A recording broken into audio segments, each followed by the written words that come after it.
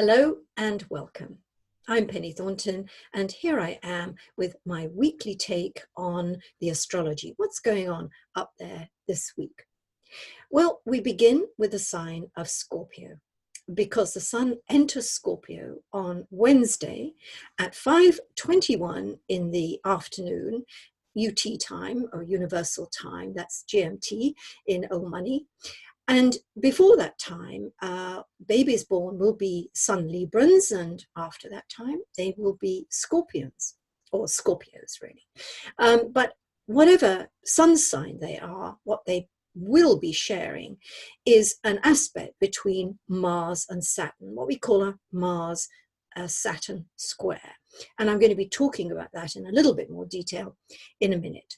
But first of all, I want to talk about the sign of Scorpios, because Scorpios have a bit of a tough time, really. They have a fearsome reputation. And when we think about the sign of Scorpio, it's ruled by Pluto, the lord of the underworld, and that is a very dark and mysterious place. And certainly Scorpios move stealthily through life. And it is a sign of extremes. When they're good, they're very, very good. But when they're bad, ooh la la. Now, before I go any further, I have to confess to you all, I have a moon in Scorpio. So I bat for Team Scorpio. So anything I may say that strikes you as negative, I say just as much about myself. And of course, the moon is about one's kind of emotions, one's inner woman. So that's really where Scorpio is probably even more fertile, if you like, for a woman. But of course, your sun sign is your branding, it's your identity, it's what you share with a whole group of other people born at the same time as you.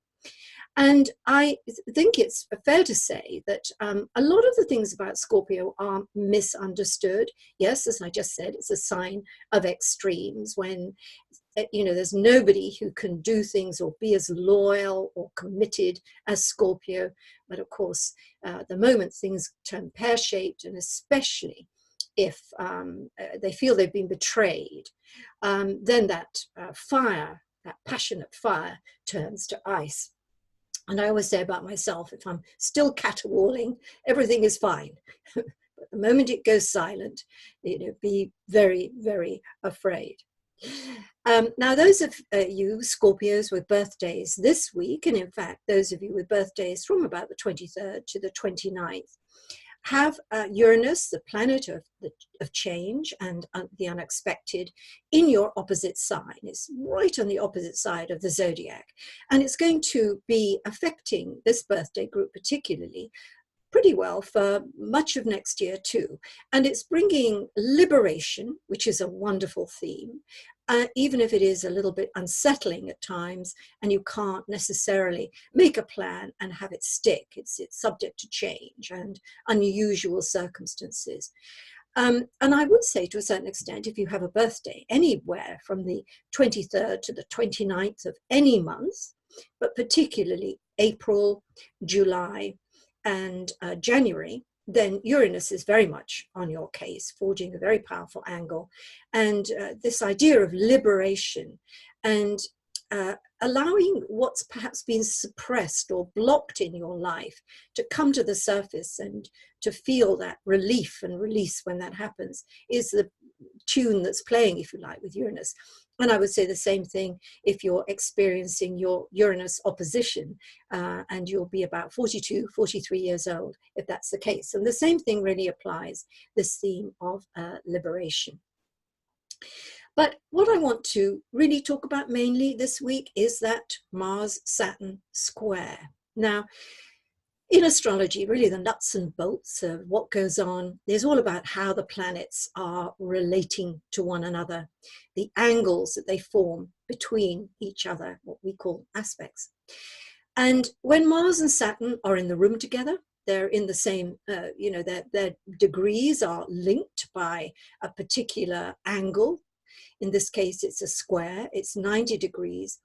They have to work together. And in the case of Mars and Saturn, who also bear the epithets, the lesser malefic and the greater malefic, so they're not the fun bunnies of the planetary team, often it gives us really hard times. And of course, if you're born with a Mars-Saturn aspect, then you have this as part of your personality and part of your life path. And again, I want to stress, as I may have done in past weeks, that we really want to focus most strongly on what we call the hard aspects in astrology. That means the conjunctions, the squares, the oppositions, and the quincunxes, also known as inconjuncts, because it's those angles of tension that really get the planets to reveal their process. The minute you get trines and sextiles and all sorts of nice little harmonies, it's like music, it's like background music, and we don't necessarily get a lot out of it. But if you've got Mars and Saturn in hard aspect in your natal chart, then you're born with that sense, not that life is a struggle or that it's always difficult, but that it happens enough times to either get you to have a steel backbone and to be able to ride over the rubble of life from time to time. And it means persistence is key. And as with all things that have got Saturn involved with them, things improve with time. So that aspect that may be difficult to be born with, in time proves to be a complete asset, because persistence has really paid off. And once success is achieved, once whatever it is that you're struggling to achieve and have is done, it'll last, it will prove lasting. Now, of course, again, I want to confess, I have Mars and Saturn in hard aspect in my chart. And look, I'm here to tell the tale. And yes, things have been a struggle, and sometimes one's efforts are met with deep indifference, if not rejection. But actually what that should do is make you try even harder. And that's really the point of having Mars and Saturn in a chart. I think I mentioned in my hello, which is on the website, first thing you see when you come to the homepage, that when I was a student of astrology, I was told by a professional astrologer that because I had this Mars-Saturn aspect in my natal chart, it meant that I'd done something really, really bad in a past life, and that now in this one, I had to pay for it. And that sort of resonated. I felt very kind of sorry for myself. And of course, you don't know what it is you have done.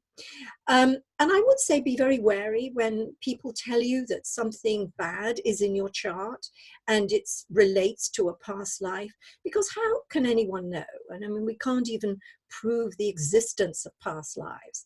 And we may feel inclined to believe that because it makes so much spiritual sense, a kind of evolution of the soul through many lives. Of course, that's something that I would certainly subscribe to. But we can't really know for sure whether that was our life. And certainly if someone else is telling us that that's what happened, and especially if it relates to something bad, I think it would be a folly to accept that. After all, life is what you make it. So on to this current Mars-Saturn square, which is exact next Sunday.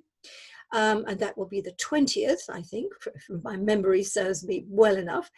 No, it isn't, is it? No, it's not the 20th. It must be the 26th, 27th. Well, whatever it is, that Sunday. Forgive me for not knowing my dates here.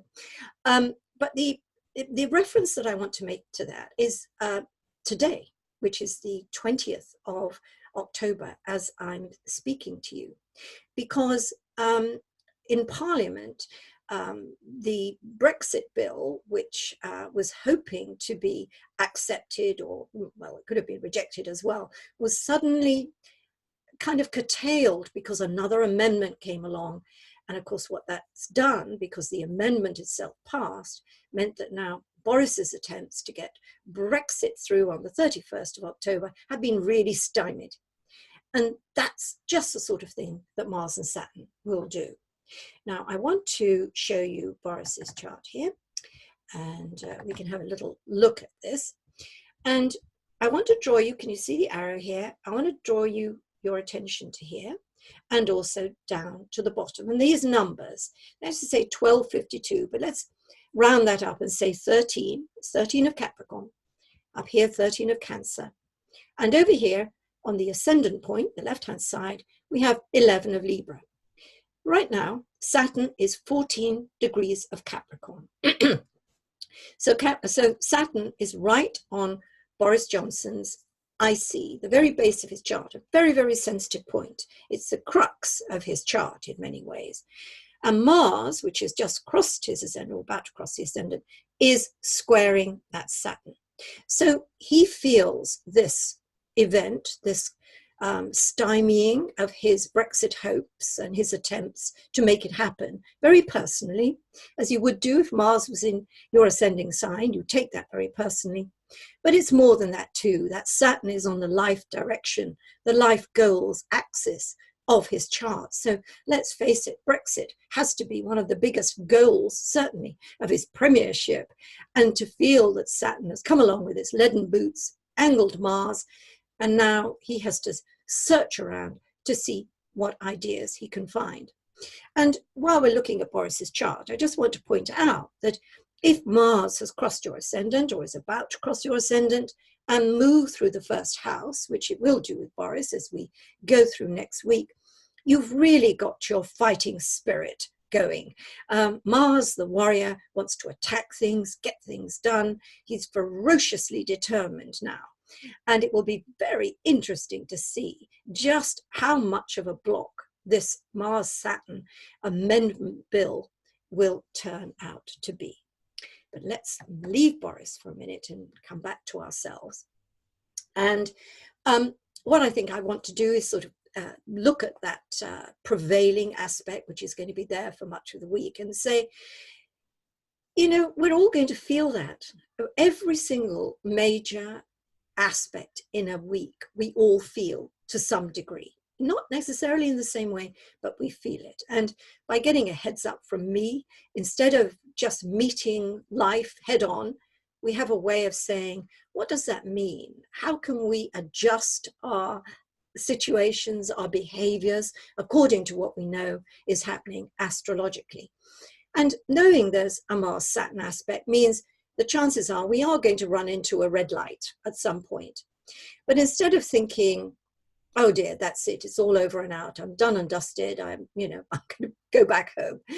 What you need to do is regroup and review and try a different way through, even if it seems as though it's absolutely impossible to go any further forward, whether it's a relationship thing, it's a work thing, it's a personal thing, but it's sort of stopped us in our tracks. There will be a way around it. We just have to think about it. And as always, with any Saturn aspect, it's leading us to figure out a better plan, to figure out a better way, and to be better people.